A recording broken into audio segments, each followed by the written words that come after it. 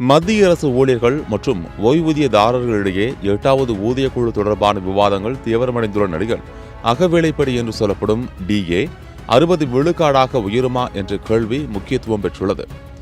புதிய ஊதியக்குழு அறிவிக்கப்படும் வரை அகவேலைப்படி உயர்வு தொடரும் என்ற தகவல்கள் வெளியாகி வருகின்றன.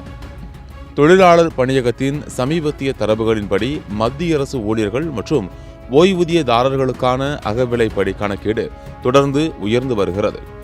7வது ஊதியக்குழுவின் காலக்கெடு முடிவடைந்திருந்தாலும் 8வது ஊதியக்குழுவின் பரிந்துரைகள் அமலுக்கு வரும் வரை அகவிலைப்படி உயர்வு நடைமுறையில் தொடரும் என கூறப்படுகிறது.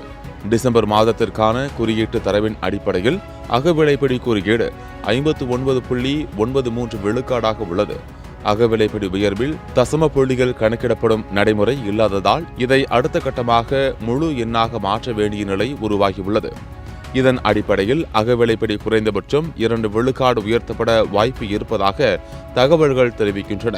அதற்கான அதிகாரப்பூர்வ அறிவிப்பு மார்ச் அல்லது ஏப்ரல் மாதத்தில் வெளியாகலாம் என எதிர்பார்க்கப்படுகிறது. வழக்கமாக அகவிலைப்படி உயர்வு 6 மாதங்களுக்கு ஒருமுறை அறிவிக்கப்படுகிறது.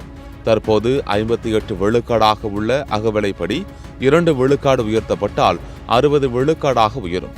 இந்த உயர்வு ஜனவரி 2026 முதல் அமலுக்கு வரும் என கூறப்படுகிறது. இது அரசு ஊழியர்கள் மற்றும் ஓய்வூதியதாரர்களுக்கு ஓரளவு நிவாரணமாக அமையும். அதன் பின்னர் 8வது ஊதியக்குழுவின் பரிந்துரைகள் நடைமுறைக்கு வந்தால் அகவிலைப்படி அடிப்படை சம்பளத்துடன் இணைக்கப்படும் வாய்ப்பும் உள்ளது.